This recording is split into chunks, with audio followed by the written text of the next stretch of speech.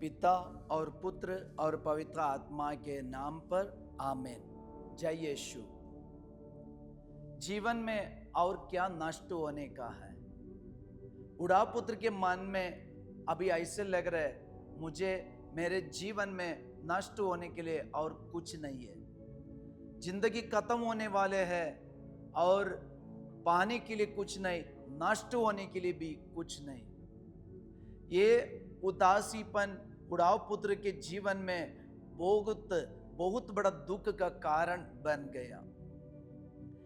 हम बुढ़ाव पुत्र के दृष्टांत में देखते हैं संत लूकस का सुसमाचार अध्याय 15 वचन संख्या 17 में लिखा है। Saint Luke chapter 15 verse 17। तब वह होश में आया और यह सोचता रहा, मेरे पिता के घर में कितने ही मजदूरों को जरूरत से ज्यादा रोटी मिलती है और मैं यहाँ भूखों मर रहा हूँ। अभी बुढ़ाव पुत्र के जीवन में नष्ट होने के लिए कुछ भी नहीं है। अभी उनके जीवन में एक ही चीज बचा हुआ है, वही है बेटा होने का वो होश। बाकी सब कुछ खत्म हो गया। इसलिए बुढ़ा पुत्र कह रहे कि मैं यहाँ भूखे मर रहा हूँ, बाकी सब कुछ खत्म हो गया। अभी मेरे जीवन में एक ही चीज शेष है, वो क्या है? ईश्वर का पुत्र, बस बाकी सब कुछ खत्म हो गया।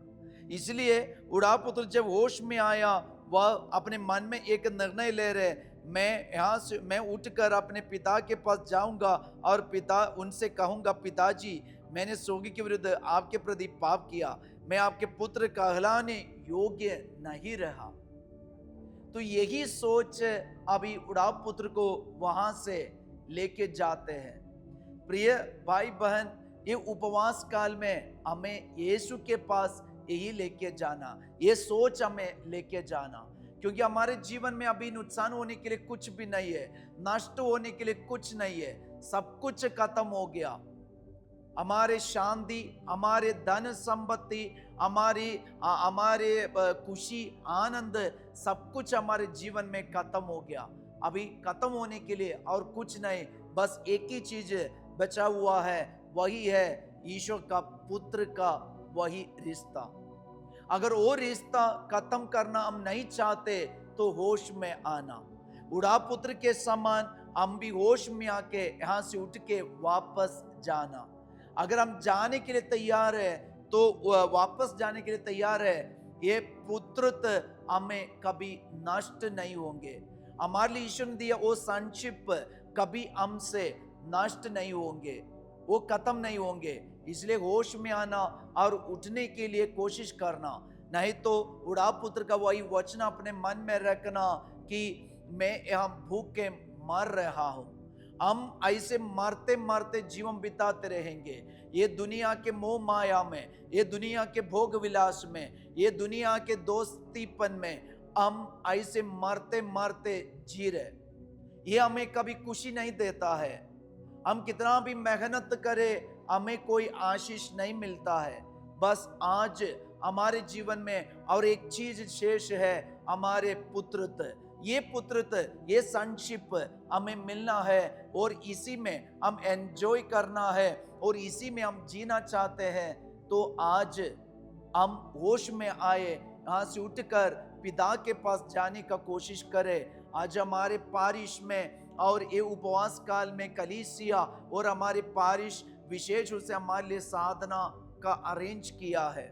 ये साधना में हम भाग ले और बुढ़ा पुत्र के समान हम वापस आने वाले बन जाए, एक अच्छा पाप स्वीकार करने वाले हम बन जाए। हमारा नाम खत्म हो गया, हमारे जो दूसरा योग्यता था, सारी योग्यता खत्म हो गया और हमारे लिए जो नाम था, जो आदर था, ये सब कुछ हमने पाप के कारण नष्ट कर दिया है। प्रिय भाई बहन, ईश्वर हमारे इंतजार में, पिता ईश्वर जिस दिन पुत्र अपना घर छोड़कर चला गया, उनके इंतजार में थे।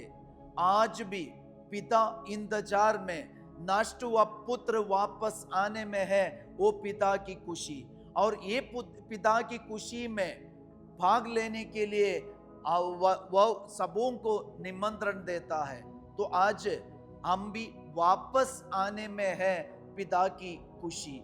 आज हमारे जीवन में खत्म होने के लिए, नष्ट होने के लिए एक ही चीज शेष है, वही है हमारे ईश्वर ने दिया संचिप, पिता ने हमारे लिए दिया पुत्र का अधिकार। ये पुत्र का अधिकार हम न खोए, बल्कि होश में आकर, यहाँ से उठकर, ये गंदगी से उठकर, ये पाप की जिंदगी से उठकर हम पिता के पास वापस आए, पाप स्वीकार करें, पश्चाताप करें और पिता के पास आकर पिता का वह जो आशीष हमारे लिए रखा है, वही खुशी का आशीष, वही आनंद की आशीष, उसी में हम भी भाग ले।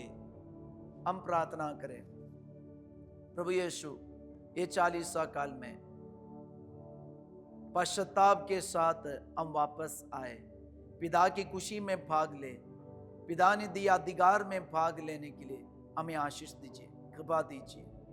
प्रभु आप लोगों के साथ हो। सर्वशक्तिमान ईश्वर पिता और पुत्र और पवित्र आत्मा आप लोगों को आशीर्वाद प्रदान करें। सबको जय यीशु।